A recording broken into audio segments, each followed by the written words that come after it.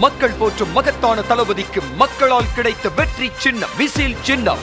இது நம்ம சின்னம். இவன் YBM பாலாஜி, கொளத்தூர் தொகுதி, தமிழக வெற்றி கழகம். அதிமுக தாவேகா மோதல் அட்டாக் மோடு ரொம்ப அதிகமா அதிமுக சைட்லயுமே இருக்கு. எது வரைக்கும் போகும் நினைக்கிறீங்க? அவங்க ஓட்டு வங்கியை பெருக்கணும்னு நினைக்கிறாங்க.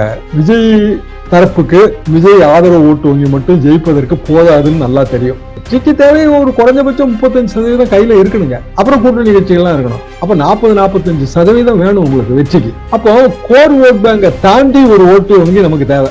விஜயோட கோர் ஓட்டே விஜய்க்கு தாங்க போடுவாங்க. நீங்க இன்கம் டாக்ஸ், அந்த ப்ராப்ளம், இந்த ப்ராப்ளம், ஜனநாயகம் ப்ராப்ளம் எல்லாத்தையும் தாண்டி விஜய் ஆதரவு மைண்ட் செட்ல இருக்கவங்க அதெல்லாம் விஜயை மன்னிக்க தயாரா இருக்காங்க. இப்ப கரூர் சம்பவத்துக்கு பிறகு விஜய்க்கு என்ன ஆதரவு குறைஞ்சுதா? குறையல. அது என்ன காரணம்னா இந்த மைண்ட் செட்டுங்க. நான் வரேன் அதெல்லாம் இல்லைங்க. உதயசூரியனுக்கு தான் ஓட்டு, ரெட்டலைக்கு தான் ஓட்டு. இவங்களை யாருமே கணக்கிலேயே எடுத்துக்கிறது இல்லை. என்னன்னா இவங்க மாற்ற முடியாது. அதாவது அதிமுகவோட ஓட்டு வங்கியான திமுக எதிர்ப்பு ஓட்டு வங்கியில கொஞ்சத்தை வாங்கலாம், திமுக எதிர்ப்பு ஓட்டு வங்கியான அதிமுக ஓட்டு வங்கியில கொஞ்சத்தை வாங்கலாம். அப்படின்னா நமக்கு ஒவ்வொரு இதுலயும் 3% 4% கூட கிடைச்சதுன்னா மொத்தத்துல 35% வந்துடும் அப்படிங்கிற கணக்கு. ஆரம்பத்துல அவங்க தாவேகா வந்துரும், கொடி அசைது, பிரம்மாண்ட கட்சி, அது இதுன்னு சொல்லிட்டு பில்டப் கொடுத்துட்டாங்க. அந்த இடத்துல இப்ப திடீர்னு தாவேகாவை பெரிய அளவுக்கு விமர்சனம் பண்ணும்போது கொஞ்சம் இடிக்குது, ஜாரிங்கா தெரியுது. அதிமுக தாவேகாவை எதுக்குது, திமுக தாவேகாவை எதுக்குது, அதிமுக வேண்டாம் திமுக வேண்டாம் நினைக்கிறவங்க தாவேகாவுக்கு போடணும். விஜய் சினிமா ஸ்டார் செய்திங்கிற முறையில அதுக்கு ஒரு கவர்ச்சி இருக்கு. அப்ப விஜய் கட்சிக்கான பெஸ்ட் வாய்ப்பு என்னவா இருக்கும்னா, விஜய் கூட்டணி எல்லாம் தேவையில்லை அப்படின்னு அவர் முடிவெடுத்தால் வெல்லன் குட். அவரோட உண்மையான பலம் என்ன அப்படின்னு அவருக்கு 2026 தெரியும். இந்த சின்னம் எந்த அளவுக்கு விளையாட போகுதுன்னு நினைக்கிறீங்க? 2026 சின்னத்தை கொண்டு போய் சேர்த்துடலாங்க இன்னைக்கு இருக்கிற டெக்னிக்கல் உலகத்துல. அது எனக்கு பிரச்சனையா தெரியல. ஆனா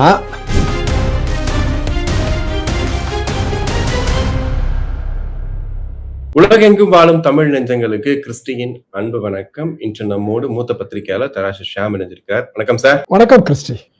அதிமுக தாவேகா மோதல் தொடர்ந்து அதிகரிச்சுட்டே இருக்கு. இப்போ உங்க ஒரு கருத்து சொன்னா உடனே அங்க ஒரு கருத்து வந்துகிட்டே இருக்குது. அட்டாக் மோடு ரொம்ப அதிகமா அதிமுக சைட்லயுமே இருக்கு. எது வரைக்கும் போகும் நினைக்கிறீங்க? அவங்க ஓட்டு வங்கியை பெருக்கணும்னு நினைக்கிறாங்க. விஜய் தரப்புக்கு விஜய் ஆதரவு ஓட்டு வங்கி மட்டும் ஜெயிப்பதற்கு போதாதுன்னு நல்லா தெரியும்.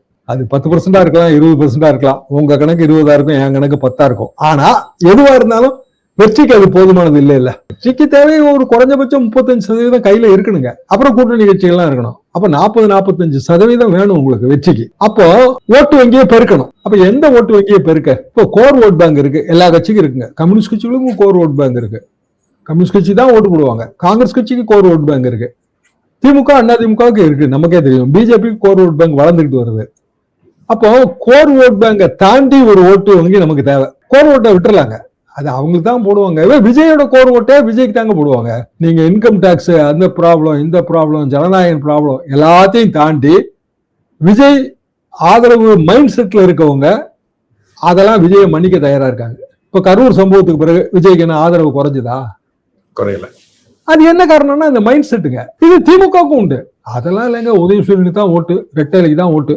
இவங்களை யாருமே கணக்கிலேயே எடுத்துக்கிறது இல்லை. என்னன்னா இவங்களை மாற்ற முடியாது. ஆனா இவங்களுக்கான சப்போர்ட்டிங் ஓட் பேஸ் இருக்குல்ல, அது உதாரணமா அதிமுக வேஸ்ட்டுங்க, திமுகவுக்கு தான் ஓட்டு போடணும். ஏங்க திமுக ஓட்டு போடணும்? நாங்களும் இருக்கோம்ல விஜய் தரப்பு. அதாவது அதிமுகவோட ஓட்டு வங்கியான திமுக எதிர்ப்பு ஓட்டு வங்கியில கொஞ்சத்தை வாங்கலாம், திமுக எதிர்ப்பு ஓட்டு வங்கியான அதிமுக ஓட்டு வங்கியில கொஞ்சத்தை வாங்கலாம். அப்படின்னா நமக்கு ஒவ்வொரு இதுலயும் 3% 4% கூட கிடைச்சதுன்னா மொத்தத்துல 35% வந்துடும் அப்படிங்கிற கணக்கு. இது இயல்பான கணக்கு தான். அதிமுகவுக்கும் இந்த கணக்கு தெரியும். ஆரம்பத்துல அவங்க தாவேகா வந்துரும், கொடி அசைது, பிரம்மாண்ட கட்சி, அது இதுன்னு சொல்லிட்டு பில்டப் கொடுத்துட்டாங்க. படம் வெளிவரதுக்கு முன்னாடியே சூப்பர் படங்க அப்படின்னு வர்ற மாதிரி.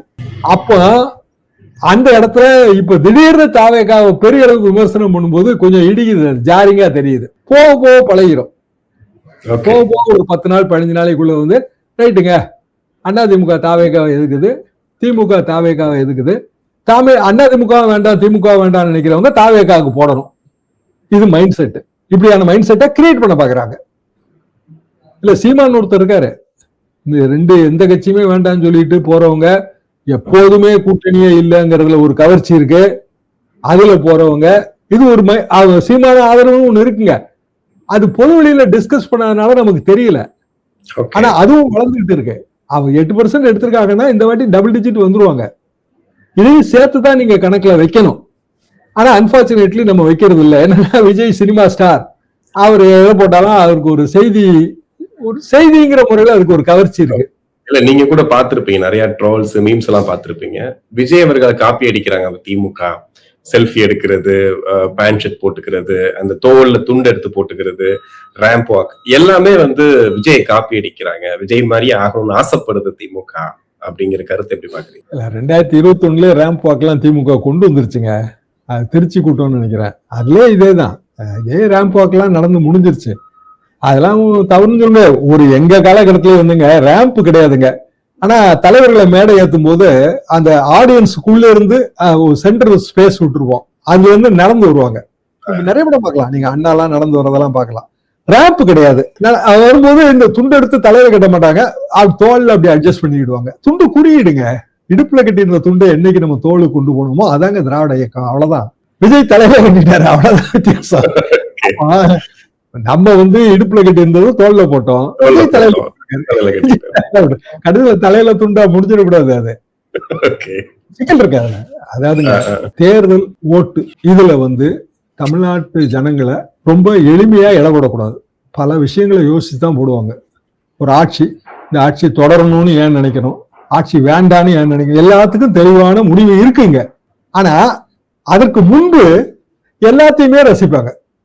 முன்னாடி எல்லாம் அதை மீட்டிங்கா ரசிச்சுட்டு இருந்தோம், அது எம்ஜிஆர் படமா ரசிச்சுட்டு இருந்தோம். இப்ப வந்து டிஜிட்டல் மீடியா வந்த பிறகு அது எல்லாத்தையும் நம்ம வந்து மீம்ஸா ரசிக்கிறோம். அப்புறம் செல்போன்ல வந்து விழுகிற நகைச்சுவை காட்சிகளா ரசிக்கிறோம். இல்ல திடீர்னு கவுண்டமணி வடிவேலே வந்து அதுக்குள்ள பூந்து ஏதாவது சொல்லுவாங்க. அவங்க எந்த படத்துல அவங்க நடிச்சிருந்தாலும் அது இன்றைய பாலிடிக்ஸ்க்கு பொருத்தமாவே இருக்கும். அப்படி ரசிக்கிறோம். ஆனா இந்த ரசனையே ஓட்டா மாறுறதே கிடையாது. ஓட்டா நீங்க மாறணும்னா கட்டுக்கோப்பான அமைப்பு வேணும். கட்டுக்கோப்பான அமைப்பு உள்ள கட்சிகளோட துணை வேணும், துணை வலி அது வேணும். அது போக பொருளாதாரம் மிகப்பெரிய அளவுக்கு செலவு பண்ணணும். அப்ப விஜய் கட்சி காங்கிரஸ் கட்சியை துணை கழிச்சதுன்னா அதுக்கு ஒன்றும் கட்டுக்கோப்பே கிடையாதுங்க. பொருளாதார வலிமையும் கிடையாது. சென்ட்ரல்ல இருந்து ஃபண்ட் எல்லாம் எதுவுமே வராது. அப்ப திருப்பியும் வந்து ஆண்டி மடம் மாதிரி ஆகி போயிடும். எல்லா ஆண்டிகளும் சேர்ந்து வணங்கட்டுற கதையாயிரும். அப்ப விஜய் கட்சிக்கான பெஸ்ட் வாய்ப்பு என்னவா இருக்கும்னா பெரிய அளவுக்கு கீழ்மட்டத்துல அமைப்பு உள்ள கட்சிகள் சேர்றதுதான். அவங்கதான் வேலை பார்ப்பாங்க. பூத்துல டாமினேஷன் பண்ணணுங்க. பூத்துல கடைசி நேரத்துல வந்து மாற்று ஓட்டு போட்டா அதை தடுக்கக்கூடிய சக்தி வேணும். தேர்தல்ங்கிறது சாமானியமான விஷயமே கிடையாது. அப்ப விஜய் வந்து இந்த தேர்தலுக்கு பிறகுதான் அதை தெரிஞ்சுக்குவார்.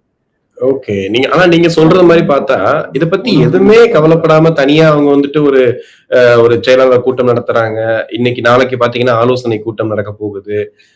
நாம தான் வந்துட்டு 2026 ஜெயிக்க போறோம் அப்படிங்கிற அந்த ஒரு பாணியில தான் போறாங்க. இந்த கூட்டணி பத்தி அவங்க பெருசா கவலைப்படல. அப்படியே அந்த நிர்வாகிகள்கிட்ட போய் கேட்டாலும் கூட்டணி குறித்து ஏன் நீங்க பேசலன்னும் போது எங்களுக்கு தேவையில்லை கூட்டணி.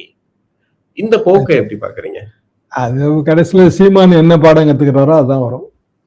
கூட்டணி இல்லாம முடியலைங்க. அதாவது ஒரு காலத்துல 62 தாங்க முதல் கூட்டணி. அப்பவுமே நாங்களாம் ஸ்டூடெண்ட்ஸ், ஸ்கூல் ஸ்டூடெண்ட்ஸ். என்ன கூட்டணி எல்லாம் என்னங்க வேஸ்ட்டுங்க, கூட்டணி எப்படிங்க வரும், கொள்கையே இல்லாத கூட்டணி எப்படி சாத்தியம் அப்படின்னு நினைச்சோம். 67 இருந்து அந்த கூட்டணி ஃபார்மேஷன்ஸ் வந்துருச்சு. இன்றைய தேதிக்கு வந்து தமிழ்நாட்டுல ஏகப்பட்ட கட்சி இருக்குங்க. ஒவ்வொரு கட்சிக்கும் ஏதோ ஒரு ஓட்டு வங்கி இருக்கு. ஒரு ஓட்டு கூட முக்கியம்னு நினைக்கிற மனோபாவம் இருக்கு. அப்புறம் வேலை பார்க்கணும், பூத்துல வேலை பார்க்கணுங்க.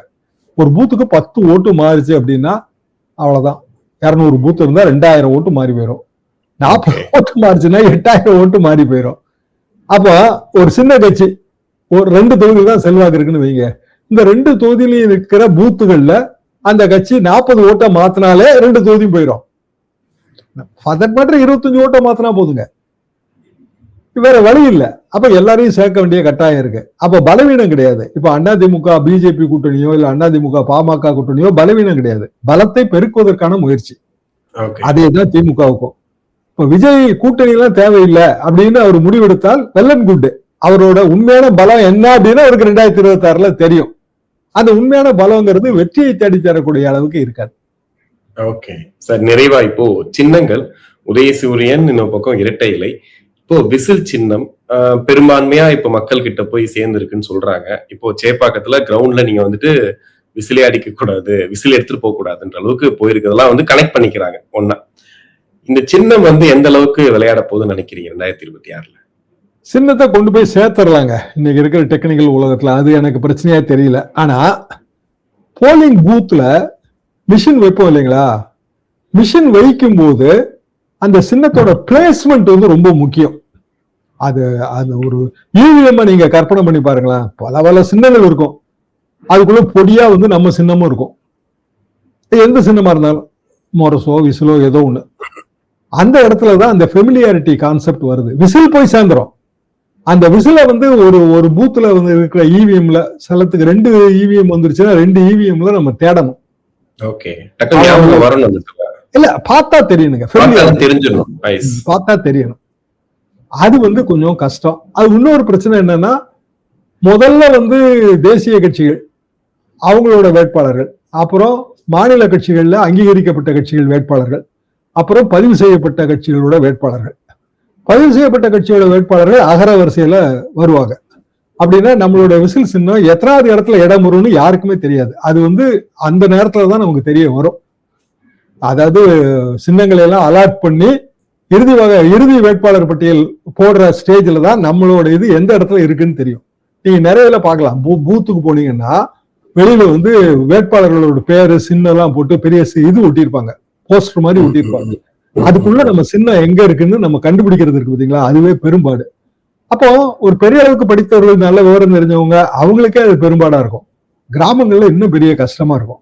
அதனால சின்ன மக்கள்கிட்ட போய் சேர்ந்துருச்சுங்கிறதே வெற்றியை தேடி தந்துறாரு. ஓகே, கண்டிப்பா சார், நிறைய விஷயங்கள் பேசணும், எடுத்துக்கோங்க. நன்றி.